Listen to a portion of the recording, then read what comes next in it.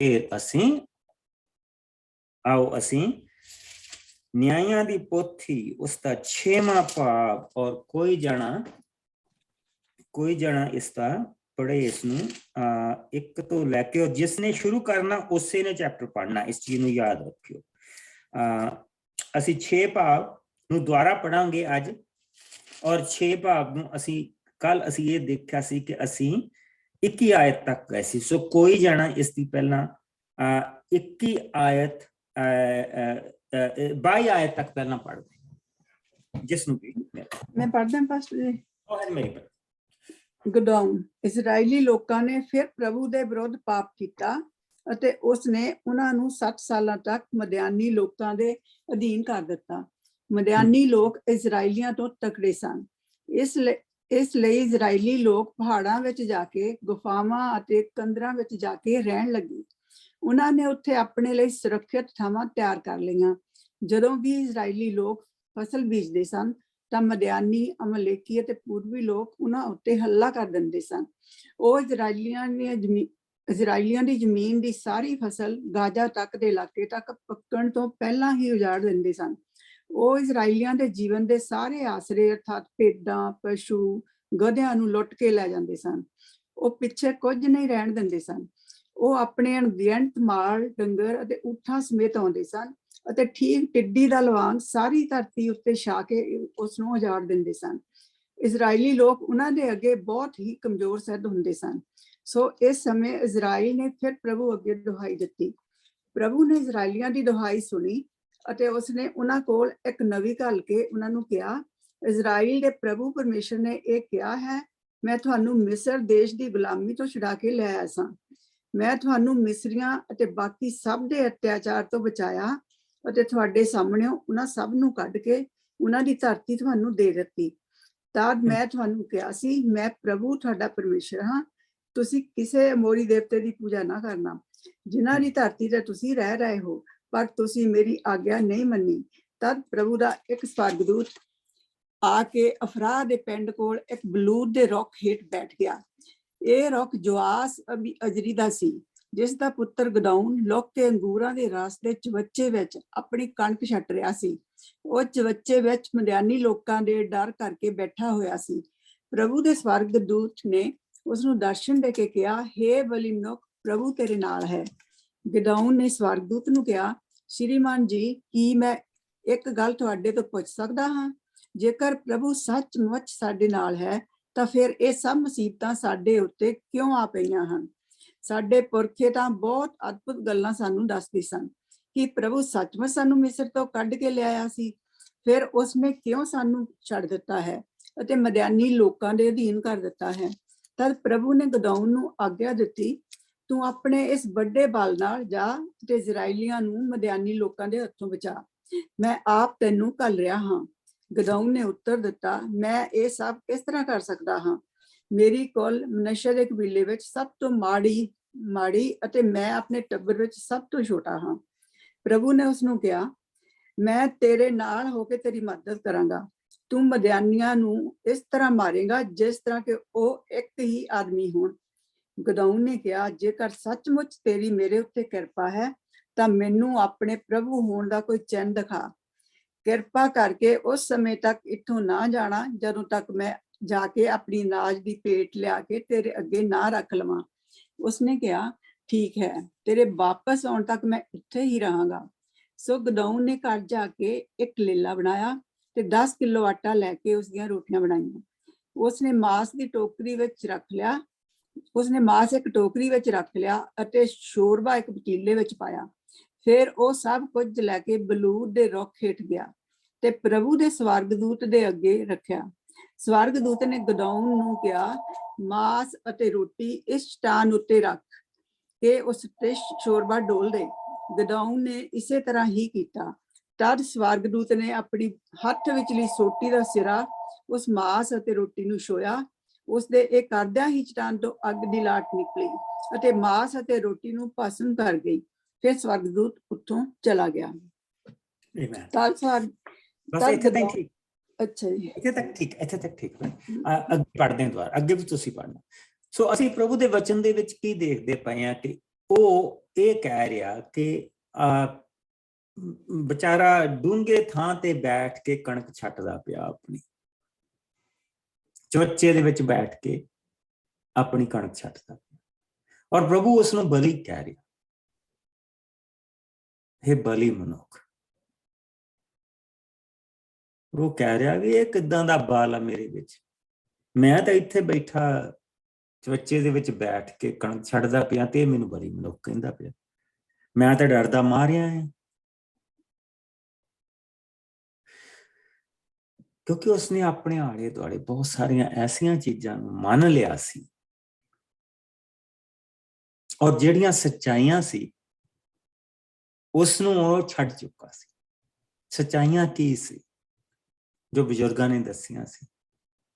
ਸਾਡਾ ਪ੍ਰਭੂ ਸਾਨੂੰ ਮਿਸਰ ਚੋਂ ਕੱਢ ਕੇ ਲੈ ਕੇ ਆਇਆ, ਸਾਡੇ ਪ੍ਰਭੂ ਨੇ ਸਾਡੇ ਲਈ ਸਮੁੰਦਰ ਖੋਲਿਆ, ਸਾਡੇ ਪ੍ਰਭੂ ਨੇ 40 ਸਾਲ ਸਾਡੇ ਬਜ਼ੁਰਗਾਂ ਨੂੰ ਖਾਣ ਦੇ ਲਈ ਦਿੱਤਾ, ਸਾਡੇ ਪ੍ਰਭੂ ਨੇ ਇਸ ਧਰਤੀ ਤੇ ਸਾਨੂੰ ਜਿੱਤਾਂ ਦਿੱਤੀਆਂ।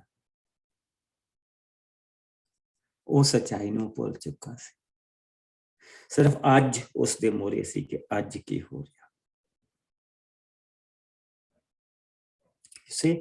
ਔਰ ਪ੍ਰਭੂ ਨੇ, ਫਰਿਸ਼ਤੇ ਨੇ ਉਸਨੂੰ ਕਿਹਾ ਕਿ ਤੂੰ ਅੱਜ ਦੀ ਗੱਲ ਨਾ ਦੇਖ, ਮੈਂ ਕੱਲ ਦੀ, ਤੂੰ ਅੱਜ ਦਾ ਦੇਖਦਾ ਰਿਹਾ, ਮੈਂ ਕੱਲ ਦਾ ਦੇਖ ਰਿਹਾ, ਔਰ ਕੱਲ ਮੈਨੂੰ ਇਹ ਦੱਸ ਰਿਹਾ ਕਿ ਤੂੰ ਇੱਕ ਬਲੀ ਮਨੁੱਖ। ਤਾਂ ਫਿਰ ਉਸਨੇ ਕਿਹਾ ਮੈਂ ਕਿਸ ਤਰ੍ਹਾਂ ਮੰਨਾਂ, ਮੈਂ ਇਸ ਚੀਜ਼ ਨੂੰ ਕਿਸ ਤਰ੍ਹਾਂ ਮੰਨਾਂ ਜੋ ਤੂੰ ਮੈਨੂੰ ਕਹਿ ਰਿਹਾ। ਸੋ ਤੂੰ ਇੱਥੇ ਇੰਤਜ਼ਾਰ ਕਰ, ਮੈਂ ਮੇਲ ਦੀ ਬਲੀ, ਇਹ ਮੇਲ ਦੀ ਭੇਂਟ ਆ, ਮੈਂ ਮੇਲ ਦੀ ਭੇਂਟ ਤੇਰੇ ਲਈ ਲੈ ਕੇ ਆਉਣਾ। ਸੋ ਜਿਸ ਲਈ ਉਹ ਲੈ ਕੇ ਆਇਆ ਤਾਂ ਉਸਨੇ ਕਿਹਾ ਕਿ ਇਹ ਸਾਰੀਆਂ ਚੀਜ਼ਾਂ ਇਸ ਚੱਟਾਨ ਦੇ ਉੱਤੇ ਰੱਖ ਦੇ। ਉਸਨੇ ਮਾਸ ਵੀ ਰੱਖ ਦਿੱਤਾ ਲੇਲੇ ਦਾ, ਉਸਨੇ ਰੋਟੀਆਂ ਵੀ ਰੱਖ ਦਿੱਤੀਆਂ, ਇਸ ਦੇ ਉੱਤੇ ਸ਼ੋਰਬਾ ਪਾ ਦੇ। ਉਹਦੇ ਉੱਤੇ ਉਸਨੇ ਸ਼ੋਰਬਾ ਡੋਲ ਦਿੱਤਾ, ਤਰੀ, ਸ਼ੋਰਬੇ ਨੂੰ ਤਰੀ ਕਹਿੰਦੇ, ਤਰੀ ਉਹਨੇ ਉਸ ਦੇ ਉੱਤੇ ਡੋਲ ਦਿੱਤੀ। ਔਰ ਸਵਰਗਦੂਤ ਨੇ ਉਸ ਦੇ ਨਾਲ ਆਪਣੀ ਸੋਟੀ ਲਾਈ ਆ, ਔਰ ਸਵਰਗ ਤੋਂ ਅੱਗ ਆਈ ਆ, ਔਰ ਉਸ ਅੱਗ ਨੇ ਸਭ ਕੁਝ ਕੰਜ਼ਿਊਮ ਕਰ ਲਿਆ, ਸਭ ਕੁਝ ਉਸਨੇ ਉਹ ਖਤਮ ਕਰ ਦਿੱਤਾ। ਸੋ ਅਸੀਂ ਕੱਲ ਦੇਖਿਆ ਸੀ ਕਿ ਚੱਟਾਨ ਕੌਣ? ਇਹ ਉਹੀ ਅਸਚਰਜ ਚੱਟਾਨ ਜੋ ਉਹਨਾਂ ਦੇ ਨਾਲ ਚੱਲਦੀ ਸੀ। ਸੋ ਅਸੀਂ ਕੱਲ ਇੱਥੇ ਪਹਿਲਾ ਕੁਰਿੰਥਸ ਉਸਦਾ 10ਵਾਂ ਭਾਵ 1 ਤੋਂ 5 ਆਇਤ ਇੱਥੇ ਲਿਖੀ ਸੀ। ਉਹੀ ਅਸਚਰਜ ਚੱਟਾਨ ਜੋ ਇਸ ਵੇਲੇ ਗਦਾਉਨ ਦੇ ਨਾਲ। ਔਰ ਫਿਰ ਗਦਾਉਨ ਕਹਿ ਰਿਹਾ ਪ੍ਰਭੂ ਸੱਚਮੁੱਚ ਮੇਰੇ ਨਾਲ। ਔਰ ਅਸੀਂ ਇਹ ਸੋਚਦੇ ਪਏ ਹਾਂ, ਇਹ ਦੇਖ ਕੇ ਸੱਚਮੁੱਚ ਉਹ ਇਸ ਚੀਜ਼ ਨੂੰ ਮੰਨ ਗਿਆ ਹੋਗਾ ਕਿ ਚੱਲ ਹੁਣ ਤੂੰ ਮੈਨੂੰ ਦੱਸ ਕੀ ਕਰਨਾ, ਮੈਂ ਤੇਰੇ ਨਾਲ। ਲੇਕਿਨ ਨਹੀਂ, ਗਦਾਉਨ ਸਾਡੇ ਵਰਗਾ ਕਮਜ਼ੋਰ ਇਨਸਾਨ, and it is okay, it is okay to be weak, ਕਿਉਂਕਿ ਜਦ ਅਸੀਂ ਕਮਜ਼ੋਰ ਹੁੰਦੇ ਹਾਂ ਪ੍ਰਭੂ ਸਾਡੇ ਵਿੱਚ ਤਾਕਤਵਰ ਹੁੰਦਾ। ਕਮਜ਼ੋਰੀ ਨੂੰ ਅਸੈਪਟ ਕਰਨਾ ਬਹੁਤ ਔਖਾ ਹੁੰਦਾ, ਤਾਕਤ ਨੂੰ ਅਸੈਪਟ ਕਰਨਾ ਬਹੁਤ ਸੌਖਾ ਹੁੰਦਾ, ਪਰ ਆਪਣੀ ਕਮਜ਼ੋਰੀ ਨੂੰ ਅਸੈਪਟ ਕਰਨਾ ਬਹੁਤ ਔਖਾ। ਮੇਰੇ 'ਚ ਬਹੁਤ ਕਮਜ਼ੋਰੀ, ਇਹ ਜੋ ਕੁਝ ਤੁਸੀਂ ਮੇਰੇ ਨਾਲ ਬੈਠ ਕੇ ਪੜ੍ਹਦੇ ਇਹ ਪ੍ਰਭੂ ਦਾ ਹੈ, ਮੇਰਾ ਇਹ 'ਚ ਕੱਖ ਨਹੀਂ ਹੈ, ਇਹ 'ਚ ਮੇਰਾ ਕੁਛ ਨਹੀਂ। ਪ੍ਰਭੂ ਦੇ ਵਿੱਚ ਆਉਣ ਤੋਂ ਪਹਿਲਾਂ ਮੈਂ ਸਚਲਾਉਂਦਾ ਸੀ, ਮੈਂ ਤੁਹਾਨੂੰ 2 ਵੀ ਲਾਈਨਾਂ ਨਹੀਂ ਸੁਣਾ ਸਕਦਾ ਸੀ ਚੱਜ ਨਾਲ। ਔਰ ਇਹ ਸੱਚਾਈ ਹੈ। ਲੇਕਿਨ ਇਹ ਜੋ ਕੁਛ ਹੈ ਪ੍ਰਭੂ ਦਾ, ਮੇਰਾ ਇਹ 'ਚ ਕੱਖ ਨਹੀਂ ਹੈਗਾ। I have nothing in it. ਪ੍ਰਭੂ ਤੋਂ ਜਿਹੜੀ ਇੱਕੋ ਚੀਜ਼ ਮੰਗੀ ਸੀ ਉਹ ਇਹ ਮੰਗੀ ਸੀ ਕਿ ਪ੍ਰਭੂ ਅੱਛਾ ਆ ਜਿਹੜੀ ਚੀਜ਼ ਬਹੁਤ ਕੁਝ ਪੜਿਆ, ਉਸ ਤੋਂ ਬਾਅਦ ਪ੍ਰਭੂ ਤੋਂ ਇੱਕੋ ਚੀਜ਼ ਮੰਗੀ, ਪ੍ਰਭੂ ਇਹ ਜੋ ਚੀਜ਼ ਹੈ ਇਹ ਤੂੰ ਉਹਨਾਂ ਲੋਕਾਂ ਨੂੰ ਦਿੱਤੀ ਹੈ ਜਿਹੜੇ ਬਾਈਬਲ ਬਚਪਨ ਤੋਂ ਪੜ੍ਹਦੇ ਪਏ, ਆਹ ਚੀਜ਼ ਜਿਹੜੀ ਹੈਗੀ ਤੂੰ ਉਹਨਾਂ ਨੂੰ ਦਿੱਤੀ ਹੈ ਜਿਹੜੇ ਵੱਡੇ ਵੱਡੇ ਬਾਈਬਲ ਦੇ ਵਿੱਚ ਫਿਲਾਸਫਰ। ਮੇਰੇ ਭੈਣ ਭਰਾਵਾਂ ਨੇ ਤਾਂ ਕਦੀ ਬਾਈਬਲ ਨੂੰ ਨੂੰ ਨਹੀਂ ਪੜ੍ਹਿਆ, ਜੇ ਪੜ੍ਹਿਆ ਵੀ ਤਾਂ ਉਹਦੀ ਸਮਝ ਚ ਨਹੀਂ ਆਉਂਦੀ। ਪਰ ਤੂੰ ਮੈਨੂੰ ਕੋਈ ਐਸੀ ਚੀਜ਼ ਦੇ ਜਿਸ ਨਾਲ ਮੈਂ ਸੌਖੇ ਤਰੀਕੇ ਨਾਲ ਆਪਣੇ ਭੈਣਾਂ ਭਰਾਵਾਂ ਤੱਕ ਇਸ ਨੂੰ ਪਹੁੰਚਾ ਸਕਾਂ। ਇਹ ਬਸ ਉਸਨੇ ਮੇਰੀ ਦੁਆ ਸੁਣੀ, ਇਸ ਤੋਂ ਇਲਾਵਾ ਕੁਛ ਨਹੀਂ। ਮੈਂ ਤਿਆਰੀ ਦੇ ਢੇਰ ਲਾਇਓ ਹੁੰਦੇ, ਜਦੋਂ ਮੈਂ ਤਿਆਰੀ ਕਰਦਾ ਇਹਨਾਂ ਚੀਜ਼ਾਂ ਦੇ ਢੇਰ ਲਾਇਓ ਹੁੰਦੇ, ਲੇਕਿਨ ਪ੍ਰਭੂ ਇਸ ਤਰੀਕੇ ਦੇ ਨਾਲ ਜਿਸ ਲਈ ਅਸੀਂ ਇਹਦੇ ਵਿੱਚ ਦੀ ਗੁਜ਼ਰਦੇ ਹੁੰਦੇ ਤਾਂ ਪ੍ਰਭੂ ਇੰਨੀਆਂ ਚੀਜ਼ਾਂ ਨਵੀਆਂ ਦਿਖਾਉਂਦਾ ਜਿਹੜੀਆਂ ਮੈਂ ਕਦੀ ਆਪ ਨਹੀਂ ਦੇਖੀਆਂ ਹੁੰਦੀਆਂ। And that's the truth of matter. ਇਹ ਸੱਚਾਈ ਆ, ਇਹ ਸੱਚਾਈ ਆ, ਔਰ ਮੈਂ ਡਰਦਾ ਹੋਇਆ ਕਹਿ ਰਿਹਾ ਇਹ ਸੱਚਾਈ। ਇਸੇ ਪ੍ਰਭੂ ਨੇ ਇਸ ਕਮਜ਼ੋਰ ਇਨਸਾਨ ਦੇ ਰਾਹੀਂ ਇੱਕ ਐਸਾ ਕੰਮ ਕਰਨਾ ਆ ਕਿ ਅਗਲੇ 100 ਸਾਲ ਤੱਕ ਜਿਹੜੀ ਇਸਰਾਇਲ ਦੀ ਨੇਸ਼ਨ ਆ ਉਹ ਸੁਪਰ ਪਾਵਰ ਬਣ ਜਾਣੀ ਇਸ ਇਲਾਕੇ ਦੇ ਵਿੱਚ। ਯਾਨੀ ਕਿ ਇਹਨਾਂ ਦੇ ਕੋਲ ਇੰਨੀ ਤਾਕਤ ਕਦੇ ਹੀ ਨਹੀਂ ਹੋਣੀ ਜਿੰਨੀ ਦੇਰ ਤੱਕ ਸੋਲੋਮਨ ਨਹੀਂ ਆ ਗਿਆ। ਰਾਜਾ ਸੋਲੋਮਨ ਦੇ ਕੋਲ ਇੰਨੀ ਤਾਕਤ ਸੀ ਔਰ ਪ੍ਰਭੂ ਨੇ ਇੰਨੀ ਬਰਕਤ ਇਹਨਾਂ ਨੂੰ ਦੇਣੀ। ਔਰ ਕਿਹਦੇ ਰਾਹੀਂ? ਇੱਕ ਜਿਹੜਾ ਚਵੱਚੇ ਦੇ ਵਿੱਚ ਬੈਠ ਕੇ ਕਣਕ ਛੱਟਦਾ ਪਿਆ, ਉਹਦੇ ਰਾਹੀਂ ਉਹਨੂੰ ਪ੍ਰਭੂ ਨੇ ਵਰਤਣਾ ਹੈ।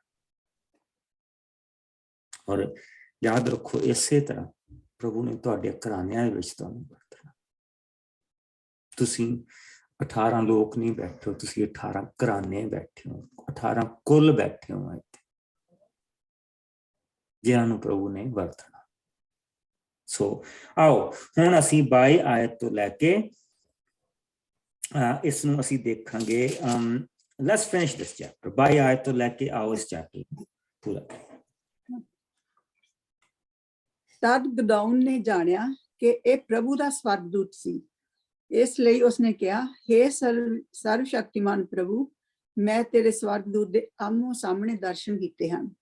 ਪਰ ਪ੍ਰਭੂ ਨੇ ਉਸਨੂੰ ਕਿਹਾ, ਤੈਨੂੰ ਸ਼ਾਂਤੀ ਮਿਲੇ, ਤੂੰ ਨਾ ਡਰ, ਤੂੰ ਮਰੇਗਾ ਨਹੀਂ। ਤਦ ਗਿਦੌਨ ਨੇ ਉੱਥੇ ਪ੍ਰਭੂ ਦੇ ਲਈ ਇੱਕ ਵੇਦੀ ਬਣਾਈ ਅਤੇ ਉਸ ਥਾਂ ਦਾ ਨਾਂ ਪ੍ਰਭੂ ਸ਼ਾਂਤੀ ਹੈ ਰੱਖਿਆ। ਇਹ ਵੇਦੀ ਅੱਜ ਤੱਕ ਅਫਰਾਹ ਦੀ ਥਾਂ ਤੇ ਹੈ। ਅਫਰਾਹ ਅਬੀਅਜ਼ਰੀ ਜਾਤ ਦੇ ਲੋਕਾਂ ਦਾ ਇਲਾਕਾ ਹੈ। ਉਸ ਰਾਤ ਪ੍ਰਭੂ ਨੇ ਗਿਦੌਨ ਨੂੰ ਕਿਹਾ, ਤੂੰ ਆਪਣੇ ਪਿਓ ਦਾ ਇੱਕ ਬਲਦ ਲੈ ਤੇ 7 ਸਾਲ ਦੀ ਉਮਰ ਦਾ ਇੱਕ ਦੂਜਾ ਬਲਦ ਵੀ ਉਸ ਦੇ ਨਾਲ ਲੈ। ਤੂੰ ਆਪਣੇ ਪਿਓ ਦੀ ਬਾਲ ਦੇਵਤੇ ਦੀ ਵੇਦੀ ਢਾਹ ਸੁੱਟ ਅਤੇ ਅਸ਼ਰਾ ਦੇਵੀ ਦਾ ਲੱਕੜੀ ਦਾ ਚਿੰਨ੍ਹ ਵੀ ਖਤਮ ਕਰ ਦੇ। ਤਾਂ ਤੂੰ ਇਸ ਢੇਰ ਦੇ ਉੱਤੇ ਆਪਣੇ ਪ੍ਰਭੂ ਪਰਮੇਸ਼ਰ ਦੇ ਲਈ ਇੱਕ ਵੇਦੀ ਬਣਾ ਕੇ ਉਸ ਉੱਤੇ ਦੂਜੀ ਵੱਲ ਦੀ ਉਸ ਲੱਕੜੀ ਦੇ ਨਾਲ ਹੋਮ ਬਲੀ ਚੜਾ, ਜੋ ਤੂੰ ਅਸ਼ਰਾ ਦੇਵੀ ਦੇ ਲੱਕੜੀ ਦੇ ਚੈਨ ਨੂੰ ਖਤਮ ਕਰਕੇ ਵੱਡੀ ਹੈ। ਸੋ ਗਿਦੌਨ ਨੇ ਆਪਣੇ 10 ਨੌਕਰਾਂ ਨੂੰ ਲੈ ਕੇ ਪ੍ਰਭੂ ਦੇ ਕਹੇ ਅਨੁਸਾਰ ਸਭ ਕੁਝ ਕੀਤਾ। ਉਸ ਨੇ ਇਹ ਕੰਮ ਰਾਤ ਦੇ ਵੇਲੇ ਕੀਤਾ ਕਿਉਂਕਿ ਉਹ ਆਪਣੇ ਟੱਬਰ ਅਤੇ ਨਗਰ ਦੇ ਲੋਕਾਂ ਤੋਂ ਡਰਦਾ ਸੀ। ਅਗਲੀ ਸਵੇਰੇ ਜਦੋਂ ਨਗਰ ਦੇ ਲੋਕ ਜਾਗੇ ਤਾਂ ਉਹਨਾਂ ਦੇਖਿਆ ਕਿ ਬਾਲ ਦੇਵਤਾ ਦੀ ਵੇਦੀ ਅਤੇ ਅਸ਼ਰਾ ਦੇਵੀ ਦਾ ਚਿੰਨ੍ਹ ਕੱਟਿਆ ਪਿਆ ਹੈ ਅਤੇ ਉੱਥੇ ਇੱਕ ਨਵੀਂ ਬਣੀ ਵੇਦੀ ਤੇ ਬਲ ਦੀ ਹੋਮ ਬਲੀ ਚੜੀ ਹੋਈ ਹੈ। ਉਹ ਇੱਕ ਦੂਜੇ ਤੋਂ ਪੁੱਛਣ ਲੱਗੇ, ਇਹ ਕੰਮ ਕਿਸਨੇ ਕੀਤਾ ਹੈ? ਖੋਜ ਕਰਨ ਉੱਤੇ ਉਹਨਾਂ ਨੇ ਜਾਣਿਆ ਕਿ ਇਹ ਕੰਮ ਜੋਆਸ ਦੇ ਪੁੱਤਰ ਗਿਦੌਨ ਨੇ ਕੀਤਾ ਹੈ। ਲੋਕਾਂ ਨੇ ਜੋਆਸ ਨੂੰ ਕਿਹਾ, ਆਪਣੇ ਪੁੱਤਰ ਨੂੰ ਬਾਹਰ ਕੱਢ ਕਿ ਉਸ ਨੂੰ ਮਾਰਿਆ ਜਾਵੇ, ਕਿਉਂਕਿ ਉਸਨੇ ਬਾਲ ਦੇਵਤਾ ਦੀ ਵੇਦੀ ਅਤੇ ਅਸ਼ਰਾ ਦੇਵੀ ਦੇ ਚਿੰਨ੍ਹ ਨੂੰ ਖਤਮ ਕੀਤਾ ਹੈ। ਪਰ ਜੋਆਸ ਨੇ ਉਹਨਾਂ ਸਭ ਲੋਕਾਂ ਨੂੰ ਕਿਹਾ, ਕੀ ਤੁਸੀਂ ਬਾਲ ਦੇਵਤਾ ਦੀ ਥਾਂ ਝਗੜਾ ਕਰ ਰਹੇ ਹੋ? ਕੀ ਤੁਸੀਂ ਉਸ ਦਾ ਬਚਾਅ ਕਰਨਾ ਚਾਹੁੰਦੇ ਹੋ? ਜੋ ਕੋਈ ਵੀ ਉਸ ਦੀ ਥਾਂ ਝਗੜਾ ਕਰੇਗਾ ਕੱਲ ਸਵੇਰੇ ਤੱਕ ਮਾਰਿਆ ਜਾਵੇਗਾ। ਜੋਆਸ ਨੇ ਅੱਗੇ ਕਿਹਾ, ਬਾਲ ਨੂੰ ਆਪ ਹੀ ਆਪਣਾ ਬਚਾਅ ਕਰਨ ਦਿਓ। ਜੇਕਰ ਉਹ ਸੱਚਮੁੱਚ ਦੇਵਤਾ ਹੈ ਤਾਂ ਆਪਣੀ ਵੇਦੀ ਦੇ ਢਾਉਣ ਵਾਲੇ ਤੋਂ ਬਦਲਾ ਲਵੇਗਾ। ਉਸ ਦਿਨ ਤੋਂ ਗਿਦੌਨ ਦਾ ਨਾਂ ਯਰੂਬਾਲ ਪੈ ਗਿਆ, ਕਿਉਂਕਿ ਜੋਆਸ ਨੇ ਕਿਹਾ ਸੀ, ਬਾਲ ਨੂੰ ਆਪ ਹੀ ਆਪਣਾ ਬਚਾਅ ਕਰਨ ਦਿਓ ਜੇਕਰ ਉਸ ਦੀ ਵੇਦੀ ਢਾਈ ਗਈ ਹੈ। ਤਦ ਸਭ ਮਦਿਆਨੀ, ਅਮਲੇਕੀ ਅਤੇ ਪੂਰਬੀ ਇਲਾਕੇ ਦੇ ਲੋਕਾਂ ਨੇ ਜਰਦਨ ਦਰਿਆ ਪਾਰ ਕਰਕੇ ਜਜ਼ਰਾਏਲ ਦੀ ਵਾਦੀ ਵਿੱਚ ਆ ਕੇ ਤੰਬੂ ਲਾਏ। ਇਸ ਸਮੇਂ ਪ੍ਰਭੂ ਦਾ ਆਤਮਾ ਗਿਦੌਨ ਉੱਤੇ ਉਤਰਿਆ ਅਤੇ ਉਸਨੇ ਬਿਗਲ ਵਜਾਇਆ ਤੇ ਅਬੀਅਜ਼ਰ ਕੁਲ ਦੇ ਲੋਕ ਉਸ ਦੇ ਪਿੱਛੇ ਚੱਲੇ। ਉਸਨੇ ਸੰਦੇਸ਼ ਵਾਹਕ ਮਨੱਸ਼ਾ, ਅਸ਼ੇਰ, ਜ਼ਬੂਲੂਨ ਅਤੇ ਨਫਤਾਲੀ ਦੇ ਲੋਕਾਂ ਕੋਲ ਘੱਲੇ ਕਿ ਉਹ ਵੀ ਆ ਕੇ ਉਸ ਦੇ ਪਿੱਛੇ ਚੱਲਣ। ਗਿਦੌਨ ਨੇ ਪਰਮੇਸ਼ਰ ਨੂੰ ਕਿਹਾ, ਤੇਰਾ ਕਹਿਣਾ ਹੈ ਕਿ ਤੂੰ ਮੇਰੇ ਦੁਆਰਾ ਇਜ਼ਰਾਈਲੀ ਲੋਕਾਂ ਨੂੰ ਦਾ ਬਚਾਅ ਕਰੇਗਾ। ਜੇਕਰ ਇਹ ਸੱਚ ਹੈ ਤਾਂ ਮੈਂ ਇਸ ਸੱਚ ਨੂੰ ਜਾਣਨ ਦੇ ਲਈ ਇੱਕ ਉੱਨ ਦਾ ਗੁੱਛਾ ਪਿੰਡ ਦੇ ਵਿੱਚ ਰੱਖਾਂਗਾ। ਜੇਕਰ ਅਗਲੇ ਸਵੇਰ ਤੱਕ ਕੇਵਲ ਉਸ ਉੱਨ ਦੇ ਗੁੱਛੇ ਉੱਤੇ ਹੀ ਤਰੇੜ ਪਵੇਗੀ ਤੇ ਉਸਦੇ ਲਾਗਲੀ ਜ਼ਮੀਨ ਸੁੱਕੀ ਰਹੇਗੀ ਤਾਂ ਮੈਂ ਸਮਝ ਜਾਵਾਂਗਾ ਕਿ ਤੂੰ ਮੈਨੂੰ ਇਜ਼ਰਾਈਲ ਦੇ ਛੁਟਕਾਰੇ ਲਈ ਵਰਤੇਂਗਾ। ਅਗਲੀ ਸਵੇਰੇ ਠੀਕ ਗਿਦੌਨ ਦੇ ਕਹੇ ਅਨੁਸਾਰ ਹੋਇਆ। ਉਸਨੇ ਉੱਨ ਦੇ ਗੁੱਛੇ ਨੂੰ ਨਿਚੋੜਿਆ ਤਾਂ ਉਸ ਵਿੱਚ ਠੀਕ 1 ਕਟੋਰਾ ਤਰੇਲ ਦੇ ਪਾਣੀ ਦਾ ਨਿਕਲਿਆ। ਤਦ ਗਿਦੌਨ ਨੇ ਪਰਮੇਸ਼ਰ ਨੂੰ ਕਿਹਾ, ਤੇਰਾ ਗੁੱਸਾ ਮੇਰੇ ਉੱਤੇ ਨਾ ਭੜਕੇ, ਕਿਉਂਕਿ ਮੈਂ ਇੱਕ ਵਾਰ ਫਿਰ ਉੱਨ ਦੇ ਗੁੱਛੇ ਨਾਲ ਤੈਨੂੰ ਪਰਖ ਰਿਹਾ ਹਾਂ। ਇਸ ਵਾਰ ਕੇਵਲ ਉੱਨ ਦਾ ਗੁੱਛਾ ਸੁੱਕਾ ਰਹੇ, ਪਰ ਉਸਦੇ ਲਾਗਲੀ ਸਭ ਜ਼ਮੀਨ ਗਿੱਲੀ ਹੋ ਜਾਵੇ। ਸੋ ਪਰਮੇਸ਼ਰ ਨੇ ਉਸ ਰਾਤ ਗਿਦੌਨ ਦੇ ਕਹੇ ਅਨੁਸਾਰ ਕੀਤਾ ਤੇ ਉੱਨ ਦਾ ਗੁੱਛਾ ਸੁੱਕਾ ਰਿਹਾ, ਪਰ ਉਸਦੇ ਲਾਗੇ ਦੀ ਜ਼ਮੀਨ ਤਰੇਲ ਨਾਲ ਤਰ ਹੋ ਗਈ। ਆਮੀਨ। ਸੋ ਇੰਨਾ ਉਸਦੇ ਲਈ ਕਾਫੀ ਨਹੀਂ ਸੀ ਕਿ ਪ੍ਰਭੂ ਦੇ ਫਰਿਸ਼ਤੇ ਨੇ ਰੋਟੀਆਂ, ਮੀਟ ਔਰ ਸਾਰਾ ਜਿਹੜਾ ਸ਼ੋਰਬਾ, ਤਰੀ ਜਿਹੜੀ ਸੀਗੀ, ਸੋਟੀ ਦੀ ਨੁੱਕਰ ਦੇ ਨਾਲ ਜਿਹੜੀ ਅੱਗ ਪੈਦਾ ਹੋਈ, ਉਸ ਚੱਟਾਨ ਦੇ ਵਿੱਚ ਸਭ ਕੁਝ ਸਮਾ ਗਿਆ। ਸਾਡੇ ਲਈ ਕਦੀ ਵੀ ਇੱਕ ਮਿਰਾਕਲ ਕਾਫੀ ਨਹੀਂ ਹੁੰਦਾ। ਮਨੁੱਖ ਦੀ ਸਭ ਤੋਂ ਵੱਡੀ ਮਜਬੂਰੀ ਇਹ ਹੈ, ਔਰ ਇਹੀ ਕਾਰਨ ਆ ਕਿ ਜਿਹੜੇ ਸਾਡੇ ਵਿੱਚ ਬਹੁਤ ਸਾਰੇ ਸ਼ਾਰਲਟਨ ਆ ਗਏ, ਜਿਹੜੇ ਬਹੁਤ ਸਾਰੇ ਧੋਖੇਬਾਜ਼ ਆ ਗਏ। ਇਸੇ ਕਰਕੇ ਜਿਸ ਲਈ ਅਸੀਂ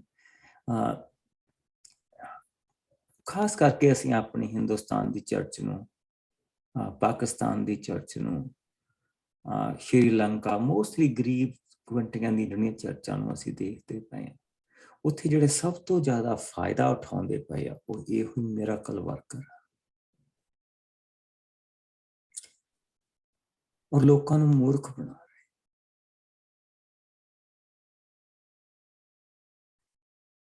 ਆਈ ਮੀਨ, ਮੈਂ ਪੜ੍ਹ ਰਿਹਾ ਸੀ ਇੱਕ ਦਿਨ, ਮੈਂ ਗਰੋਸਰੀ ਲੈਣ ਗਿਆ, ਉੱਥੇ ਇੱਕ ਸਾਡੇ ਐਬਟਸਫੋਰਡ ਦੀ ਚਰਚ ਨੇ ਇੱਕ ਵੱਡਾ ਸਾਰਾ ਸਾਈਨ ਲਾਇਆ, ਜੇ ਤੁਸੀਂ ਜਾਦੂ ਟੂਣੇ ਦੇ ਕਰਕੇ, ਜੇ ਤੁਸੀਂ ਇਹਦੇ ਕਰਕੇ, ਜੇ ਤੁਸੀਂ ਉਹਦੇ ਕਰਕੇ ਪਰੇਸ਼ਾਨ, ਤੁਹਾਡੇ ਲਈ ਦੁਆ ਕੀਤੀ ਜਾਏ। ਔਰ ਫਿਰ ਮੈਂ ਘਰ ਆ ਕੇ ਅਖਬਾਰ ਦੇ ਵਿੱਚ ਪੜ੍ਹਿਆ ਤੇ ਉਹੀ ਇੱਕ ਕਾਲੀ ਮਾਤਾ ਨੂੰ ਪੂਜਣ ਵਾਲਾ ਨੇ ਵੀ ਉਹੀ ਸਾਰੀਆਂ ਚੀਜ਼ਾਂ ਲਿਖੀਆਂ ਸੀ। ਕਿੰਨਾ ਸ਼ਰਮਿੰਦਗੀ ਦਾ ਆਲਮ ਸਾਡੇ। ਕਦੀ ਵੀ ਇੱਕ ਮਿਰਾਕਲ ਕਾਫੀ ਨਹੀਂ ਹੋਇਆ। ਮਿਰਾਕਲ ਦੀ ਸਭ ਤੋਂ, ਪੈਸਾ ਔਰ ਮਿਰਾਕਲ, ਇਹਨਾਂ ਦੋਨਾਂ ਚੀਜ਼ਾਂ ਦੀ ਇੱਕ ਕਮਜ਼ੋਰੀ ਹੈ, ਨਾ ਤਾਂ ਕਦੀ ਪੈਸਾ ਅਨਾਫ ਹੋਇਆ ਤੇ ਨਾ ਕਦੀ ਮਿਰਾਕਲ ਅਨਾਫ ਹੋਇਆ।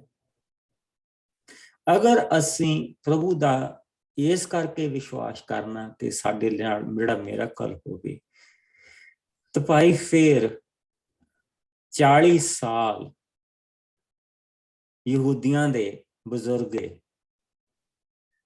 ਐਵਰੀ ਡੇ ਉਹਨਾਂ ਦੇ ਲਈ ਮਿਰਾਕਲ ਸੀਗਾ, ਐਵਰੀ ਡੇ। ਤਾਂ ਫਿਰ ਸਭ ਤੋਂ ਵੱਡੇ ਜਿਹੜੇ ਯਿਸੂ ਮਸੀਹ ਆਇਆ ਤਾਂ ਸਭ ਤੋਂ ਵੱਡੇ ਵਿਸ਼ਵਾਸੀ ਉਹ ਹੋਣੇ ਚਾਹੀਦੇ ਸੀ।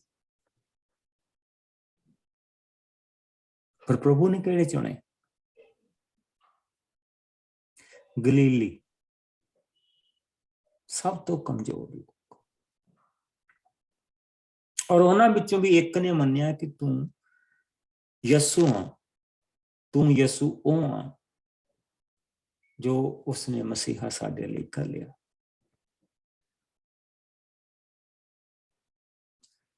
ਔਰ ਉਹਨੇ ਵੀ 3 ਵਾਰ ਉਹਦਾ ਇਨਕਾਰ ਕਰਤਾ।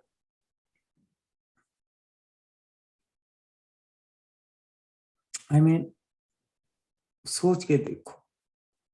ਲੇਕਿਨ ਪ੍ਰਭੂ ਨੇ ਉਹਨਾਂ ਸਾਰਿਆਂ ਨੂੰ ਦੁਆਰਾ ਇਕੱਠੇ ਕੀਤਾ। ਇਹਦੇ ਲਈ ਇੱਕ ਮਿਰਾਕਲ ਕਾਫੀ ਸੀ ਜਿਹੜਾ ਹੋ ਗਿਆ, ਔਰ ਉਸ ਤੋਂ ਬਾਅਦ ਇਹਦਾ ਕੁੱਲ ਸਭ ਤੋਂ ਛੋਟਾ ਆ। ਔਰ ਜਿਸ ਲਈ ਬਾਕੀਆਂ ਨੂੰ ਆਵਾਜ਼ ਦੇ ਰਿਹਾ, ਮਨੱਸੇ ਦੇ ਬਾਕੀਆਂ ਲੋਕਾਂ ਨੂੰ ਆਵਾਜ਼ ਦੇ ਰਿਹਾ, ਉਹ ਇਕੱਠੇ ਹੋ ਰਹੇ। ਇਹਦੇ ਲਈ ਉਹ ਵੀ ਮਿਰਾਕਲ ਕਾਫੀ ਨਹੀਂ। ਹੁਣ ਕਹਿੰਦਾ ਮੈਨੂੰ ਇੱਕ ਨਵਾਂ ਮਿਰਾਕਲ ਦਿਖਾ। ਔਰ ਇੱਥੇ ਅਸੀਂ ਪ੍ਰਭੂ ਦੀ ਦਇਆ ਦੇਖਦੇ। ਇਸ nothing anything else। ਇੱਥੇ ਅਸੀਂ ਇਹ ਕਦੀ ਨਹੀਂ ਕਹਿ ਸਕਦੇ ਕਿ ਇੱਥੇ ਕੁਝ ਹੋਰ ਆ। ਇਹ ਸੁਪਰ ਪ੍ਰਭੂ ਦੀ ਸੁਪਰ ਡੂਪਰ, ਜਿਹਦਾ ਆਪਾਂ ਕਹਿ ਦਿੰਦੇ ਹਾਂ ਕਿ ਸੁਪਰ ਡੂਪਰ ਡੀਲ ਜਿਹੜੀ ਇਹਨੂੰ ਮਿਲੀ। ਪ੍ਰਭੂ ਕਿਸੇ ਹੋਰ ਨੂੰ ਚੁਣ ਸਕਦਾ। ਜਿੱਦਾਂ ਮਸੀਹ ਨੇ ਕੋਈ ਨਵਾਂ ਨਹੀਂ ਚੁਣਿਆ, ਉਹਨਾਂ ਨੂੰ ਹੀ ਬਰਕਤ ਦਿੱਤੀ, ਇਸੇ ਤਰ੍ਹਾਂ ਪ੍ਰਭੂ ਨੇ ਇਹਨੂੰ ਹੀ ਬਰਕਤ ਦਿੱਤੀ। ਉਸਨੇ ਮਨੱਸੇ ਦੇ ਕਬੀਲੇ ਦੇ ਸਭ ਤੋਂ ਛੋਟੇ ਕਬੀਲੇ, ਜਿਹੜਾ ਕੁੱਲ ਸੀ, ਉਸ ਨੂੰ ਚੁਣਿਆ, ਔਰ ਉਸ ਕੁੱਲ ਦਾ ਸਭ ਤੋਂ ਜਿਹੜਾ ਛੋਟਾ ਸੀ ਉਸ ਨੂੰ ਚੁਣਿਆ, ਔਰ ਉਹਦੇ ਰਾਹੀਂ ਉਹ ਹੁਣ ਮਨੱਸੇ ਦੇ ਕਬੀਲੇ ਨੂੰ ਆਜ਼ਾਦੀ ਦੇਣ ਜਾ ਰਿਹਾ। ਔਰ ਉਸਨੇ ਕਾਲ ਕੀਤੀ ਸਾਰਿਆਂ ਨੂੰ। ਉਸਨੇ ਅਫਰਾਇਮ ਦੇ ਕਬੀਲੇ ਨੂੰ ਚੁਣੇ, ਆਵਾਜ਼ ਦਿੱਤੀ। ਉਸਨੇ ਜ਼ਬੂਲੂਨ ਦੇ ਕਬੀਲੇ ਨੂੰ ਆਵਾਜ਼ ਦਿੱਤੀ ਆ। ਉਸਨੇ ਮਨੱਸੇ ਦੇ, ਉਸਨੇ ਨਫਨਾਲੀ ਦੇ। ਅਗਰ ਨਕਸ਼ੇ ਦੇ ਵਿੱਚ ਅਸੀਂ ਦੇਖੀਏ ਤਾਂ ਅਸੀਂ ਏਦਾਂ ਦੇਖਦੇ ਪਏ ਹਾਂ। Let me show you something. So ਇਹ ਸਾਰੇ ਮਨੱਸੇ ਦਾ ਕਬੀਲਾ ਸਭ ਤੋਂ ਵੱਡਾ ਸੀ। ਉਸਨੇ ਜ਼ਬੂਲੂਨ ਦੇ ਕਬੀਲੇ ਨੂੰ ਆਵਾਜ਼ ਦਿੱਤੀ, ਉਸਨੇ ਨਫਤਾਲੀ ਦੇ ਕਬੀਲੇ ਨੂੰ ਆਵਾਜ਼ ਦਿੱਤੀ ਆ। ਉਹਨਾਂ ਦੇ ਲੜਾਕੂਆਂ ਨੂੰ ਉਸਨੇ ਬੁਲਾਇਆ। ਉਸਨੇ ਕਿਹਾ ਆ ਕੇ ਸਾਡੀ ਮਦਦ ਕਰੋ। ਇਸਖਾਰ ਦੇ ਕਬੀਲੇ ਨੂੰ ਉਸਨੇ ਆਵਾਜ਼ ਦਿੱਤੀ, ਆ ਕੇ ਸਾਡੀ ਮਦਦ ਕਰੋ। ਸੋ ਜਿਸ ਲਈ ਅਸੀਂ ਇਹਨਾਂ ਚੀਜ਼ਾਂ ਨੂੰ ਦੇਖਦੇ ਪਏ ਹਾਂ ਤੇ ਨਕਸ਼ੇ ਦੇ ਅਨੁਸਾਰ ਅਸੀਂ ਇਹ ਚੀਜ਼ਾਂ ਦੇਖਦੇ ਪਏ, ਪਰ ਉਹ ਆ ਰਿਹਾ ਹੈ। ਪਰ ਫਿਰ ਵੀ ਉਹਦੇ ਚ ਇੰਨਾ ਡਾਊਟ ਆ ਕਿ ਪ੍ਰਭੂ ਤੋਂ ਚਿੰਨ ਮੰਗਦਾ। ਔਰ ਪ੍ਰਭੂ ਦੀ ਇੰਨਾ ਵੱਡਾ ਪਰਮੇਸ਼ਵਰ ਤੇ ਇੰਨਾ ਉਹ ਨਿੱਕਾ ਜਿਹਾ ਇਨਸਾਨ, ਜਿਸ ਨੂੰ ਪ੍ਰਭੂ ਕਹਿ ਸਕਦਾ ਤੂੰ ਹੁੰਨਾ ਕੌਣ ਆ ਮੇਰੇ ਤੋਂ ਏਦਾਂ ਦੀਆਂ ਚੀਜ਼ਾਂ ਮੰਗਣ ਵਾਲਾ। ਪਰ ਪ੍ਰਭੂ ਨੇ ਇਹ ਚੀਜ਼ ਬਿਲਕੁਲ ਨਹੀਂ ਕਹੀ। ਔਰ ਇੱਥੋਂ ਸਾਨੂੰ ਪ੍ਰਭੂ ਦਾ ਦਿਲ ਦਿਖਾਈ ਦਿੰਦਾ ਕਿ ਕਿਸ ਤਰ੍ਹਾਂ ਉਹ ਆਪਣੇ ਲੋਕਾਂ ਦੇ ਨਾਲ, ਕਿਸ ਤਰ੍ਹਾਂ ਉਹ ਆਪਣੇ ਲੋਕਾਂ ਨੂੰ ਬਰਕਤ ਦਿੰਦਾ, ਕਿਸ ਤਰ੍ਹਾਂ ਜਿੱਦਾਂ ਇੱਕ ਛੋਟਾ ਬੱਚਾ ਮੰਗ ਰਿਹਾ ਹੁੰਦਾ, ਛੋਟੀਆਂ ਛੋਟੀਆਂ ਚੀਜ਼ਾਂ ਉਹ ਦੇ ਰਿਹਾ। ਸੋ ਆਓ ਅਸੀਂ ਦੇਖੀਏ। ਉਸਨੇ ਕਿਹਾ ਕਿ ਮੈਂ ਕੱਲ ਨੂੰ ਮੈਂ ਆਪਣੀ ਜਿਹੜੀ ਹੈਗੀ ਆ ਬਾਹਰ ਆਪਣੇ ਭੇਡ ਦੀ ਉੱਨ ਰੱਖਣੀ, ਆਲੇ ਦੁਆਲੇ ਦਾ ਇਲਾਕਾ ਸੁੱਕਾ ਰਹੇ, ਮੇਰੀ ਭੇਡ ਦੀ ਉੱਨ ਦੇ ਵਿੱਚ ਪਾਣੀ ਹੋ। ਤਾਂ ਉਹਨੇ ਕਿਹਾ ਠੀਕ ਆ। ਅਗਲੇ ਦਿਨ ਉਸਨੇ ਕਿਹਾ ਆਲੇ ਦੁਆਲੇ ਤਰੇੜ ਪਈ ਹੋਈ, ਮੇਰੀ ਭੇਡ ਦੀ ਉੱਨ ਸੁੱਕੀ ਹੋ। ਉਸਨੇ ਠੀਕ ਆਈ ਮੀਨ ਜਿੱਦਾਂ ਇੱਕ ਬਾਪ ਆਪਣੇ ਛੋਟੇ ਜਿਹੇ ਬੱਚੇ ਨਾਲ ਖੇਲਦਾ ਨਹੀਂ ਔਰ ਨਿੱਕੀਆਂ ਨਿੱਕੀਆਂ ਗੱਲਾਂ ਉਸਦੀਆਂ ਮੰਨਦਾ ਨਹੀਂ, ਪ੍ਰਭੂ ਉਸ ਤਰ੍ਹਾਂ ਕਰਦਾ। ਇੱਥੋਂ ਸਾਡੇ ਪ੍ਰਭੂ ਦੀ ਦਇਆ ਦਾ ਪਤਾ ਲੱਗਦਾ ਕਿ ਉਹ ਦਿਆਲੂ ਤੇ ਕਿੱਦਾਂ ਦਾ ਦਿਆਲੂ, ਜੋ ਕਿਰਪਾਲੂ ਅਤੇ ਕਿੱਦਾਂ ਦਾ ਕਿਰਪਾਲੂ। ਉਸਦੀ ਰਹਿਮ ਦਾ ਪਤਾ ਲੱਗਦਾ ਕਿ ਉਹ ਕਿੱਦਾਂ ਦਾ ਰਹਿਮ ਕਰਨ ਵਾਲਾ ਪ੍ਰਭੂ ਪਰਮੇਸ਼ਵਰ। ਠੀਕ। ਸੋ ਹੁਣ ਪ੍ਰਭੂ ਨੇ ਉਸ ਨੂੰ ਇੱਕ ਨਵੀਂ ਚੀਜ਼ ਦਿਖਾਉਣੀ। ਹੁਣ ਉਸਨੇ ਜ਼ਬੂਲੂਨ ਦਾ ਕਬੀਲਾ ਬੁਲਾ ਲਿਆ, ਨਫਨਾਲੀ ਦਾ ਕਬੀਲਾ ਬੁਲਾ ਲਿਆ, ਇਸਖਾਰ ਦਾ, ਅਸੇਰ ਦਾ ਕਬੀਲਾ ਬੁਲਾ ਲਿਆ, ਜਿੱਦਾਂ ਅਸੀਂ ਦੇਖਿਆ ਨਕਸ਼ੇ ਦੇ ਨਾਲ ਨਾਲ, ਜਿੰਨੇ ਸਾਰੇ ਲੋਕ ਬੁਲਾ ਲਏ ਕਿ ਆਓ ਸਾਡੀ ਮਦਦ ਕਰੋ ਔਰ ਅਸੀਂ ਇਹਨਾਂ ਲੋਕਾਂ ਨੂੰ ਇੱਥੋਂ ਕੱਢਣਾ। ਔਰ ਹੁਣ ਅਸੀਂ 7ਵੇਂ ਭਾਗ ਦੇ ਵਿੱਚ ਪਹੁੰਚ ਗਏ, ਜਿੱਥੇ ਪ੍ਰਭੂ ਨੇ ਉਹਨਾਂ ਦੀ ਮਦਦ ਕਰਨੀ। ਸੋ ਆਓ ਅਸੀਂ ਪਹਿਲੀਆਂ ਇਸ ਦੀਆਂ 7ਵਾਂ ਭਾਗ ਉਸ ਦੀਆਂ ਪਹਿਲੀਆਂ 8 ਜਿਸ ਨੂੰ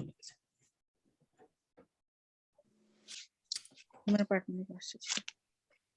ਗਿਦਿਓਨ ਦੀ ਮਦੀਆਨੀ ਲੋਕਾਂ ਉੱਤੇ ਜਿੱਤ। ਉਸ ਦਿਨ ਯਰੂਬਾਲ ਗਿਦਿਓਨ ਨੇ ਆਪਣੇ ਆਦਮੀਆਂ ਨੂੰ ਸਵੇਰ ਸਾਰ ਨਾਲ ਲੈ ਕੇ ਹਰੋਦ ਨਾਂ ਦੇ ਚਸ਼ਮੇ ਕੋਲ ਜਾ ਕੇ ਆਪਣੇ ਤੰਬੂ ਗੱਡੇ। ਮਦੀਆਨੀਆਂ ਦੇ ਤੰਬੂ ਉਸ ਸਮੇਂ ਉੱਤਰ ਵੱਲ ਮੋਰੀ ਪਹਾੜ ਦੇ ਲਾਗੇ ਵਾਦੀ ਵਿੱਚ ਸਨ। ਪ੍ਰਭੂ ਨੇ ਗਿਦਿਓਨ ਨੂੰ ਕਿਹਾ, ਤੇਰੇ ਨਾਲ ਬਹੁਤ ਸਾਰੇ ਲੋਕ ਹਨ। ਜੇਕਰ ਮੈਂ ਇਹਨਾਂ ਦੇ ਹੁੰਦਿਆਂ ਹੋਇਆ ਮਦੀਆਨੀ ਲੋਕਾਂ ਨੂੰ ਤੇਰੇ ਹੱਥੀਂ ਸੌਂਪਾਂਗਾ ਤਾਂ ਇਹ ਸੋਚਣਗੇ ਕਿ ਅਸੀਂ ਆਪਣੇ ਹੀ ਬਲ ਨਾਲ ਜਿੱਤ ਪ੍ਰਾਪਤ ਕੀਤੀ ਹੈ। ਇਸ ਲਈ ਤੂੰ ਆਪਣੇ ਆਦਮੀਆਂ ਨੂੰ ਸਾਹਮਣੇ ਐਲਾਨ ਕਰਕੇ ਜੋ ਕੋਈ ਡਰ ਰਿਹਾ ਹੈ ਉਹ ਵਾਪਸ ਜਾ ਸਕਦਾ ਹੈ। ਅਸੀਂ ਬਾਕੀ ਦੇ ਗਿਲਿਆਦ ਪਹਾੜ ਉੱਤੇ ਹੀ ਰਹਾਂਗੇ। ਇਸ ਲਈ 22,000 ਆਦਮੀ ਵਾਪਸ ਮੁੜ ਗਏ ਅਤੇ ਪਿੱਛੇ ਕੇਵਲ 10,000 ਹੀ ਰਹਿ ਗਏ।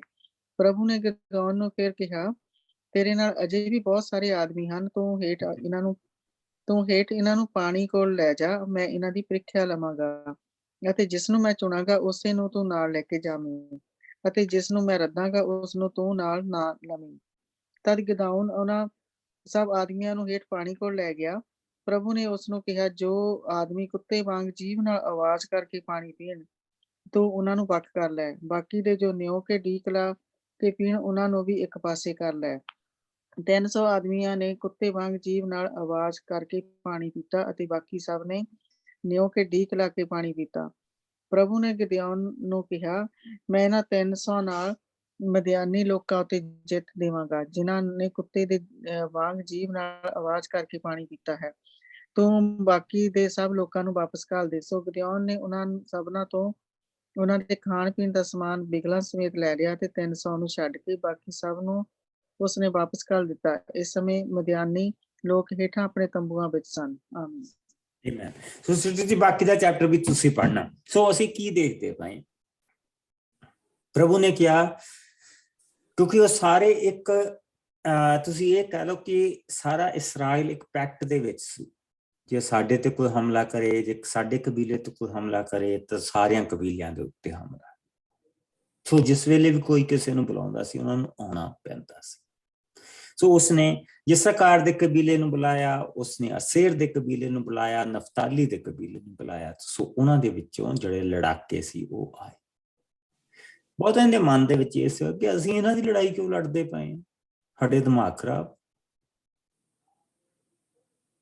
ਤੋ ਆਉਣਾ ਪੈਣਾ ਸੀ, ਕਿਉਂਕਿ ਅਗਰ ਉਹਨਾਂ ਦੇ ਉੱਤੇ ਸੇਮ ਪ੍ਰੋਬਲਮ ਆਉਂਦੀ ਤੇ ਇਹਨਾਂ ਨੂੰ ਵੀ ਜਾਣਾ ਪੈਣਾ ਸੀ। ਮਨੱਸੇ ਦਾ ਕਬੀਲਾ ਬਹੁਤ ਵੱਡਾ ਸੀ। ਸੋ ਉੱਥੇ 32,000 ਆਦਮੀ ਇਕੱਠਾ ਹੋ ਗਿਆ। ਪ੍ਰਭੂ ਨੇ ਕਿਹਾ ਕਿ ਤੂੰ ਇਹਨਾਂ ਨੂੰ ਕਹਿ ਕਿ ਤਾਂ ਇਹ ਤਾਂ ਕਹਿੰਦਾ ਬਹੁਤ ਜ਼ਿਆਦੇ ਆ। ਇੱਕ ਡਰਪੋਕ ਇਨਸਾਨ ਜਿਹੜਾ ਚਵੱਚੇ ਦੇ ਵਿੱਚ ਬੈਠ ਕੇ ਕਣਕ ਛੱਟਦਾ ਪਿਆ, ਉਹਦੇ ਲਈ ਤਾਂ 32 ਲੱਖ ਬੰਦੇ ਵੀ ਥੋੜੇ ਆ। ਪ੍ਰਭੂ ਨੇ ਕਿਹਾ ਤਾਂ ਬਹੁਤ ਜ਼ਿਆਦੇ ਆ। ਜੇ ਤੂੰ ਇਹ ਸਮਝੇਗਾ ਕਿ ਤੂੰ ਜਿੱਤ ਪ੍ਰਾਪਤ ਕਰ ਲਈ ਇਹਨਾਂ ਦੇ ਨਾਲ, ਤਾਂ ਫਿਰ ਤਾਂ ਤੂੰ ਤਾਂ ਕਹੇਂਗਾ ਮੈਂ ਜਿੱਤ ਪ੍ਰਾਪਤ ਕਰ ਲਈ।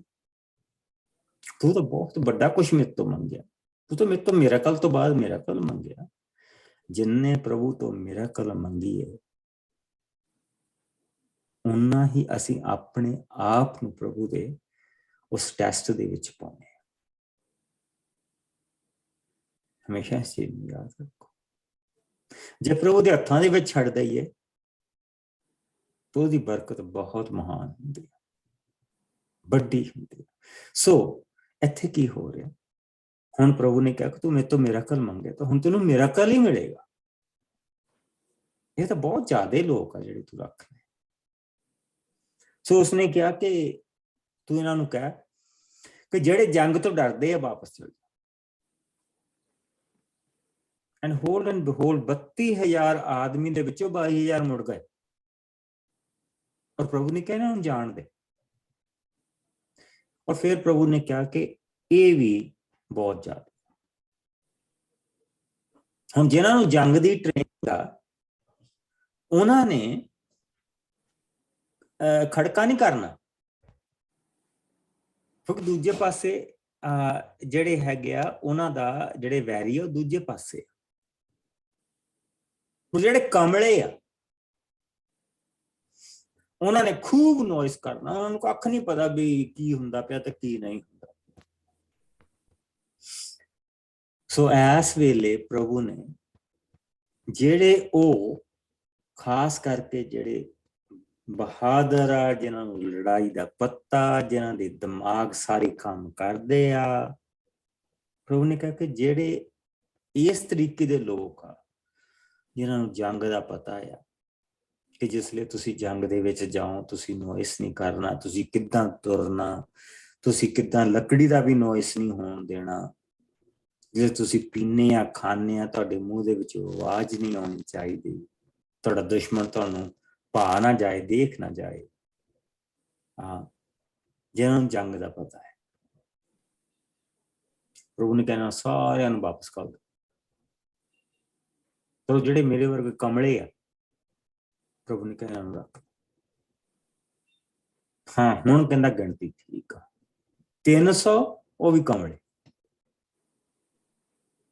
ਔਰ ਦੂਜੇ ਪਾਸੇ ਜਿਹੜੀ ਫੌਜ ਆ ਉਹ ਬਹੁਤ ਵੱਡੀ ਫੌਜ, ਜਿਨ੍ਹਾਂ ਦੇ ਤੰਬੂ ਲੱਗੇ।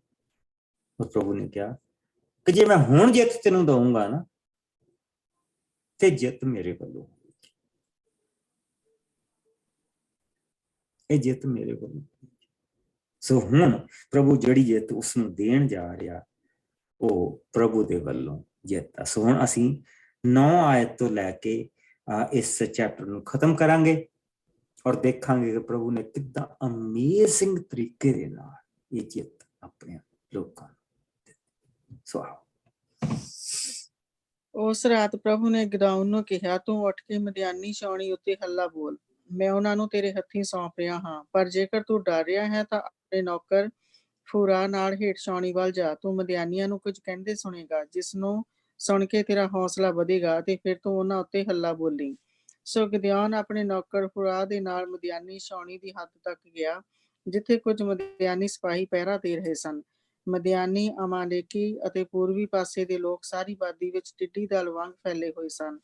ਉਹਨਾਂ ਦੇ ਊਠਾਂ ਦੀ ਗਿਣਤੀ ਦਾ ਕੋਈ ਹਿਸਾਬ ਕਰਨਾ ਕਠਿਨ ਸੀ। ਜਦੋਂ ਗਿਦਿਓਨ ਫੌਜੀ ਕੈਂਪ ਦੇ ਕੋਲ ਪਹੁੰਚਿਆ ਤਾਂ ਉਸਨੇ ਇੱਕ ਮਦਿਆਨੀ ਫੌਜੀ ਨੂੰ ਆਪਣੇ ਦੂਜੇ ਸਾਥੀਆਂ ਨੂੰ ਇਹ ਕਹਿੰਦੇ ਸੁਣਿਆ, ਮੈਂ ਅੱਜ ਰਾਤੀ ਸੁਪਨਾ ਵੇਖਿਆ ਹੈ, ਜਿਸ ਵਿੱਚ ਮੈਂ ਦੇਖਿਆ ਕਿ ਇੱਕ ਜੌਆਂ ਦੀ ਰੋਟੀ ਰੇੜਦੀ ਹੋਈ ਸਾਡੀ ਕੈਂਪ ਵਿੱਚ ਆਈ ਅਤੇ ਇੱਕ ਤੰਬੂ ਨਾਲ ਟਕਰਾ ਗਈ। ਉਹ ਤੰਬੂ ਉਸ ਦੇ ਟਕਰਾਉਂਦਿਆਂ ਹੀ ਡਿੱਗ ਪਿਆ ਅਤੇ ਧਰਤੀ ਉੱਤੇ ਪੂਰੀ ਤਰ੍ਹਾਂ ਨਾਲ ਵਿਛ ਗਿਆ। ਦੂਜੇ ਮਦਿਆਨੀ ਫੌਜੀ ਨੇ ਪਹਿਲੇ ਨੂੰ ਉੱਤਰ ਦਿੱਤਾ, ਇਸ ਦਾ ਅਰਥ ਇਸਰਾਇਲ ਜੋਆਸ ਦੇ ਪੁੱਤਰ ਗਿਦੌਨ ਦੀ ਤਲਵਾਰ ਤੋਂ ਹੀ ਹੈ। ਪਰਮੇਸ਼ਰ ਨੇ ਉਸ ਨੂੰ ਸਾਰੇ ਮਦਿਆਨ ਦੇਸ਼ ਉੱਤੇ ਅਤੇ ਫੌਜ ਉੱਤੇ ਜਿੱਤ ਦਿੱਤੀ ਹੈ। ਜਦੋਂ ਗਿਦਿਓਨ ਨੇ ਮਦਿਆਨੀ ਫੌਜੀਆਂ ਦੀਆਂ ਇਹ ਗੱਲਾਂ ਸੁਣੀਆਂ ਤਾਂ ਉਸਨੇ ਧਰਤੀ ਉੱਤੇ ਮੂੰਹ ਪਾਰ ਹੋ ਕੇ ਪਰਮੇਸ਼ਰ ਨੂੰ ਪ੍ਰਣਾਮ ਕੀਤਾ। ਤਦ ਉਹ ਆਪਣੇ ਫੌਜੀ ਕੈਂਪ ਵਿੱਚ ਵਾਪਸ ਗਿਆ। ਉਸਨੇ ਆਪਣੇ ਆਦਮੀਆਂ ਨੂੰ ਕਿਹਾ, ਉੱਠੋ, ਪ੍ਰਭੂ ਤੁਹਾਨੂੰ ਮਦਿਆਨੀ ਫੌਜ ਉੱਤੇ ਜਿੱਤ ਦੇ ਰਿਹਾ ਹੈ। ਉਸਨੇ ਆਪਣੇ 300 ਆਦਮੀਆਂ ਦੇ 3 ਦਲ ਬਣਾਏ ਅਤੇ ਆਪਣੇ ਹਰ ਸਿਪਾਹੀ ਦੇ ਹੱਥ ਵਿੱਚ ਇੱਕ ਬਿਗਲ, ਇੱਕ ਘੜਾ ਅਤੇ ਉਸਦੇ ਅੰਦਰ ਮਿਸਾਲ ਦਿੱਤੀ। ਉਸਨੇ ਉਹਨਾਂ 3 ਦਲਾਂ ਨੂੰ ਕਿਹਾ, ਜਦੋਂ ਮੈਂ ਮਦਿਆਨੀ ਕੈਂਪ ਦੇ ਕੋਲ ਪਹੁੰਚਾਂ, ਤੁਸੀਂ ਸਭ ਕੁਝ ਜੋ ਮੈਂ ਕਰਾਂ ਉਹੀ ਕਰਨਾ। ਜਦੋਂ ਮੇਰਾ ਦਲ ਬਿਗਲ ਵਜਾਵੇ ਤਾਂ ਤੁਸੀਂ ਵੀ ਕੈਂਪ ਦੇ ਚਾਰੇ ਪਾਸੇ ਬਿਗਲ ਵਜਾ ਕੇ ਇਹ ਨਾਰਾ ਮਾਰਨਾ, ਪ੍ਰਭੂ ਅਤੇ ਗਿਦਿਓਨ ਦੀ ਜੈ। ਸੋ ਜਦੋਂ ਗਿਦਿਓਨ ਆਪਣੇ ਦਲ ਨਾਲ ਕੈਂਪ ਦੇ ਕੋਲ ਪਹੁੰਚਿਆ ਤਾਂ ਉਸ ਸਮੇਂ ਕੈਂਪ ਦਾ ਪਹਿਰਾ ਬਦਲ ਰਿਹਾ ਸੀ। ਇਸ ਵੇਲੇ ਉਸਦੇ ਆਦਮੀਆਂ ਨੇ ਬਿਗਲ ਵਜਾਏ ਅਤੇ ਆਪਣੇ ਘੜੇ ਤੋੜ ਦਿੱਤੇ। ਬਾਕੀ ਦੇ ਦੋਹਾਂ ਦਲਾਂ ਨੇ ਵੀ ਇਸੇ ਤਰ੍ਹਾਂ ਹੀ ਕੀਤਾ। ਹਰ ਆਦਮੀ ਨੇ ਮਿਸਾਲ ਆਪਣੇ ਖੱਬੇ ਹੱਥ ਅਤੇ ਬਿਗਲ ਸੱਜੇ ਹੱਥ ਵਿੱਚ ਫੜਿਆ ਹੋਇਆ ਸੀ। ਤਦ ਉਹਨਾਂ ਨਾਰਾ ਲਾਇਆ, ਪ੍ਰਭੂ ਅਤੇ ਗਿਦਿਓਨ ਦੀ ਤਲਵਾਰ। ਸਭ ਆਦਮੀ ਮਦਿਆਨੀ ਕੈਂਪ ਦੇ ਚਾਰੇ ਪਾਸੇ ਖੜੇ ਸਨ। ਸੋ ਜਦੋਂ ਗਿਦਿਓਨ ਦੇ 300 ਲੋਕ ਬਿਗਲ ਵਜਾ ਰਹੇ ਸਨ ਤਾਂ ਪ੍ਰਭੂ ਨੇ ਮਦਿਆਨੀ ਫੌਜੀਆਂ ਨੂੰ ਆਪੂ ਵਿੱਚ ਲੜਾ ਦਿੱਤਾ। ਉਹ ਇੱਕ ਦੂਜੇ ਉੱਤੇ ਹੀ ਤਲਵਾਰ ਚਲਾਉਣ ਲੱਗੇ। ਸਭ ਮਦਿਆਨੀ ਫੌਜੀ ਸਰੀਰਾ ਦੀ ਵੱਲ ਬੈਤ ਸ਼ਟਾ ਨੂੰ ਜੋ ਟਬਾਤ ਦੇ ਕੋਲ ਹੈ ਅਬੇਲ ਮਹੋਲਾ ਤੱਕ ਦੌੜ ਗਏ। ਪਰ ਇਸਰਾਇਲੀ 300 ਲੋਕਾਂ ਨੇ ਮਦਿਆਨੀਆਂ ਦਾ ਪਿੱਛਾ ਕੀਤਾ। ਇਹ 300 ਲੋਕ ਨਫਤਾਲੀ, ਆਸ਼ੇਰ ਅਤੇ ਮਨੱਸ਼ੇ ਦੇ ਕਬੀਲਿਆਂ ਵਿੱਚੋਂ ਚੁਣੇ ਗਏ ਸਨ। ਇਸ ਸਮੇਂ ਗਿਦਿਓਨ ਨੇ ਅਫਰਾਇਮ ਦੇ ਕਬੀਲੇ ਕੋਲ ਸੰਦੇਸ਼ਵਾਹਕ ਘੱਲੇ ਅਤੇ ਕਿਹਾ, ਮਦਿਆਨੀ ਲੋਕਾਂ ਦਾ ਪਿੱਛਾ ਕਰੋ। ਤੁਸੀਂ ਜਰਦਨ ਦਾ ਸਾਰਾ ਇਲਾਕਾ ਅਤੇ ਬੈਤ ਬਾਰਾ ਤੱਕ ਸਭ ਚਸ਼ਮਿਆਂ ਉੱਤੇ ਅਧਿਕਾਰ ਕਰ ਲਵੋ। ਉਹਨਾਂ ਨੇ 2 ਮਦਿਆਨੀ ਰਾਜਕੁਮਾਰਾਂ ਓਰੇਬ ਅਤੇ ਜ਼ੇਬ ਨੂੰ ਫੜ ਲਿਆ। ਓਰੇਬ ਨੂੰ ਉਹਨਾਂ ਓਰੇਬ ਦੀ ਚਟਾਨ ਉੱਤੇ ਕਤਲ ਕਰ ਦਿੱਤਾ ਅਤੇ ਜ਼ੇਬ ਨੂੰ ਜ਼ੇਬ ਦੇ ਅੰਗੂਰ ਦਾ ਰਸ ਕੱਢਣ ਵਾਲੇ ਕੋਹਲੂ ਕੋਲ। ਉਹਨਾਂ ਮਦਿਆਨੀਆਂ ਦਾ ਪੂਰੀ ਤਰ੍ਹਾਂ ਪਿੱਛਾ ਕੀਤਾ। ਤਦ ਉਹ ਓਰੇਬ ਅਤੇ ਜ਼ੇਬ ਦੇ ਸਿਰ ਗਿਦਿਓਨ ਕੋਲ ਲੈ ਕੇ ਆਏ, ਜੋ ਉਸ ਸਮੇਂ ਜਰਦਨ ਦੇ ਪੂਰਬੀ ਪਾਸੇ ਉੱਤੇ ਸੀ। ਆਮੀਨ। ਸਾਨੂੰ ਇਸ ਚੀਜ਼ ਦਾ ਇੰਨਾ ਵੱਡਾ ਮਤਲਬ ਨਹੀਂ ਲੱਗਦਾ ਕਿ ਉਹਨਾਂ ਨੇ ਮਦਿਆਨੀ ਲੋਕਾਂ ਨੂੰ ਮਾਰ ਦਿੱਤਾ ਔਰ ਮਦਿਆਨੀ ਰਾਜੇ ਦੀ ਹਾਰ ਹੋ ਗਈ। ਇੰਨੀ ਵੱਡੀ ਚੀਜ਼ ਨਹੀਂ ਲੱਗਦੀ। ਪਰ ਸਾਨੂੰ ਇਸ ਚੀਜ਼ ਦੀ ਸਮਝ ਨਹੀਂ ਕਿ ਮਿਡੀਆਨਾਈਟਸ ਦੇ ਕੋਲ ਜਿੰਨਾ ਉਸ ਸਮੇਂ ਇਲਾਕਾ ਸੀ, ਉਸ ਸਾਰੇ ਇਲਾਕੇ ਦੇ ਉੱਤੇ ਇਸਰਾਇਲ ਦਾ ਰਾਜ ਸੀ। ਉਸ ਸਾਰੇ ਇਲਾਕੇ ਦੇ ਉੱਤੇ ਹੀ ਪ੍ਰਭੂ ਨੇ ਜਿੱਤ ਦਿੱਤੀ ਸੀ। ਜਿੱਦਾਂ ਅਸੀਂ ਅਲੈਗਜ਼ੈਂਡਰ ਦ ਗ੍ਰੇਟ ਕਹਿੰਦੇ ਕਿ ਅਲੈਗਜ਼ੈਂਡਰ ਨੇ ਇੰਡੀਆ ਤੱਕ ਜੀ ਆਪਣਾ ਰਾਜ ਵਧਾਇਆ। ਉਹ ਅਲੈਗਜ਼ੈਂਡਰ ਨੇ ਨਹੀਂ ਵਧਾਇਆ ਸੀ, ਉਹ ਸਾਇਰਸ ਨੇ ਵਧਾਇਆ ਸੀ। ਫਾਰਸ ਦੇ ਰਾਜੇ ਨੇ, ਈਰਾਨ ਦੇ ਰਾਜਾ ਜਿਹੜਾ ਅੱਜ ਈਰਾਨ, ਫਾਰਸ ਦੇ ਰਾਜੇ ਨੇ ਉਹ ਸਾਰਾ ਰਾਜ ਵਧਾਇਆ ਸੀ। ਔਰ ਫਾਰਸ ਦੇ ਰਾਜੇ ਜਦੋਂ ਫਾਰਸ ਦਾ ਰਾਜਾ ਅਲੈਗਜ਼ੈਂਡਰ ਦੇ ਕੋਲ ਹਾਰ ਗਿਆ ਤੇ ਇੰਡੀਆ ਤੱਕ ਅਲੈਗਜ਼ੈਂਡਰ ਦਾ ਰਾਜ ਆਪੇ ਹੀ ਵੱਧ ਗਿਆ। ਅਲੈਗਜ਼ੈਂਡਰ ਨੂੰ ਰਸਤੇ ਦੇ ਵਿੱਚ ਕਿਸੇ ਦੇ ਉੱਤੇ ਜਿੱਤ ਪ੍ਰਾਪਤ ਨਹੀਂ ਕਰਨੀ ਪਈ। ਔਰ ਅਸੀਂ ਇਸ ਚੀਜ਼ ਨੂੰ ਨਹੀਂ ਦੇਖਦੇ, ਔਰ ਨਾ ਸਾਨੂੰ ਇਤਿਹਾਸ ਇਸ ਚੀਜ਼ ਨੂੰ ਦਿਖਾਉਂਦਾ ਹੈ। ਅਲੈਗਜ਼ੈਂਡਰ ਉਸ ਤੋਂ ਬਾਅਦ ਚੁੱਪਚਾਪ ਤੁਰਦਾ ਚਲਾ ਗਿਆ ਔਰ ਅਫਗਾਨਿਸਤਾਨ ਦੇ ਉੱਤੋਂ ਦੀ ਹੁੰਦਾ ਹੋਇਆ ਪਾਕਿਸਤਾਨ ਦੇ ਇਲਾਕੇ ਔਰ ਬੇਸਿਕਲੀ ਰਾਵੀ ਤੱਕ ਉਹ ਪਹੁੰਚ ਗਿਆ ਸੀਗਾ। ਉਸ ਤੋਂ ਬਾਅਦ ਅਲੈਗਜ਼ੈਂਡਰ ਨੂੰ ਇੱਕੋ ਹੀ ਲੜਾਈ ਲੜਨੀ ਪਈ ਆ, ਔਰ ਉਸ ਲੜਾਈ ਦੇ ਵਿੱਚ ਉਸ ਨੂੰ ਮੂੰਹ ਤੋੜ ਜੰਗ ਐਸੀ ਮਿਲੀ ਆ ਕਿ ਉਸ ਦੀ ਮੌਤ ਹੋ ਗਈ। ਕੋਈ ਕਹਿੰਦਾ ਉਹ ਜਿੱਦਾਂ ਕਿ ਇੱਕ ਮੱਛਰ ਨੇ ਉਸ ਨੂੰ ਮਾਰ ਦਿੱਤਾ, ਮਲੇਰੀਆ ਨਾਲ ਮਰ ਗਿਆ, ਕੁਛ ਕਹਿੰਦਾ ਜ਼ਖਮਾਂ ਨਾਲ ਮਰ ਗਿਆ, ਡਜ਼ਨਟ ਮੈਟਰ ਵਾਟ। ਫਾਰਸ ਤੋਂ ਬਾਅਦ, ਪਰਜੀਆ ਤੋਂ ਬਾਅਦ ਅਲੈਗਜ਼ੈਂਡਰ ਨੂੰ ਸਿਰਫ ਇੱਕ ਲੜਾਈ ਲੜਨੀ ਪਈ। ਉਸ ਲੜਾਈ ਨੇ ਉਸ ਨੂੰ ਬੇਹਾਲ ਕਰ ਦਿੱਤਾ, ਉਸ ਦੀਆਂ ਫੌਜਾਂ ਨੂੰ ਬੇਹਾਲ ਕਰ ਦਿੱਤਾ। ਇਸੇ ਤਰ੍ਹਾਂ ਜਿੱਥੇ ਜਿੱਥੇ ਤੱਕ ਮਦੀਆਨੀਆਂ ਦਾ ਰਾਜ ਸੀ ਉਹ ਇਜ਼ਰਾਈਲ ਨੂੰ ਮਿਲ ਗਿਆ, ਔਰ ਉੱਥੇ ਤੱਕ ਉਸ ਚੀਜ਼ ਨੇ ਇਸਰਾਈਲ ਨੂੰ ਇਸ ਵੇਲੇ ਸੁਪਰ ਪਾਵਰ ਬਣਾ ਦਿੱਤਾ। ਬਾਕੀ ਆਪਾਂ ਕੱਲ ਨੂੰ ਦੇਖਾਂਗੇ, ਪ੍ਰਭੂ ਨੇ ਚਾਹਿਆ, ਔਰ ਦੇਖਾਂਗੇ ਕਿ ਕਿਸ ਤਰ੍ਹਾਂ ਖੁਦਾਵੰਦ ਨੇ ਇਹਨਾਂ ਲੋਕਾਂ ਨੂੰ ਆਪਣੀਆਂ ਜਿੱਤਾਂ ਦਿੱਤੀਆਂ, ਚੁਣਿਆ, ਵੱਖਰਾ ਕੀਤਾ, ਕਮਜ਼ੋਰਾਂ ਨੂੰ ਚੁਣਿਆ, ਵੱਖਰੇ ਕੀਤਾ ਔਰ ਬਰਕਤਾਂ ਦਿੱਤੀਆਂ। ਪਿਆਰੇ ਪ੍ਰਭੂ ਤੇਰਾ ਸ਼ੁਕਰ ਕਰਦੇ, ਤੂੰ ਸਾਡਾ ਦਿਆਲੂ, ਕਿਰਪਾਲੂ, ਗੁੱਸਾ ਕਰਨ ਵਿੱਚ ਮੱਠਾ ਪਰਮੇਸ਼ਰ, ਸਾਡੇ ਸਭ ਦੇ ਦਿਨ ਇਸ ਧਰਤੀ ਦੇ ਉੱਤੇ, ਦਿਨ ਤੱਕ ਹੀ ਪ੍ਰਭੂ ਜੀ ਸਾਹ ਇਸ ਧਰਤੀ ਦੇ ਉੱਤੇ ਤੂੰ ਗਿਣੇ। ਪਰ ਧੰਨ ਉਹ ਲੋਕ ਜੋ ਇਹਨਾਂ ਸਾਹਾਂ ਦੇ ਵਿੱਚ ਤੈਨੂੰ ਚੁਣਦੇ ਆ, ਤੈਨੂੰ ਆਪਣਾ ਬਣਾ, ਕਿਉਂਕਿ ਤੂੰ ਫਿਰ ਉਹਨਾਂ ਨੂੰ ਆਪਣਾ ਬਣਾ। ਔਰ ਧਰਤੀ ਦੇ ਉੱਤੇ ਤੇਰਾ ਰਹਿਮ, ਤੇਰੀ ਕੁਦਰਤ ਉਹਨਾਂ ਦੇ ਨਾਲ ਬਣੀ ਰਹਿੰਦੀ, ਔਰ ਸਵਰਗ ਦੇ ਵਿੱਚ ਪ੍ਰਭੂ ਤੇਰਾ ਰਹਿਮ ਜੋ ਮੁਕਤੀ ਹੈ। ਪਿਆਰੇ ਪ੍ਰਭੂ, ਜਦ ਤੱਕ ਅਸੀਂ ਦੁਆਰਾ ਮਿਲੀਏ ਤੇਰੀ ਦਇਆ ਸਾਡੇ ਸਭ ਦੇ ਨਾਲ ਬਣੀ ਰਹੇ। ਬੁਰੇ ਔਰ ਬੁਰਾਈ ਤੋਂ ਸਾਨੂੰ ਬਚਾ ਕੇ ਰੱਖੀ, ਆਪਣੀ ਨਜ਼ਦੀਕੀ ਦੇ ਵਿੱਚ ਤੂੰ ਸਾਨੂੰ ਬਚਾ ਕੇ ਰੱਖੀ। ਸਭ ਕੁਝ ਅਸੀਂ ਆਪਣੇ ਪ੍ਰਭੂ ਯਿਸੂ ਮਸੀਹ ਦੇ ਮਿੱਠੇ ਔਰ ਪਿਆਰੇ ਨਾਮ ਦੇ ਵਿੱਚ ਸਾਰੇ ਭੈਣ ਭਰਾ ਬਲੈਸ ਯੂ ਆ। ਕੱਲ ਨੂੰ ਦੁਆਰਾ ਮਿਲਾਂਗੇ ਔਰ ਕੱਲ ਨੂੰ ਆਪਾਂ ਗਦਾਉਨ ਦੀ ਬਾਕੀ ਦੀ ਸਟੋਰੀ ਨੂੰ ਖਤਮ ਕਰਾਂਗੇ। ਪ੍ਰਭੂ ਧੰਨਵਾਦ।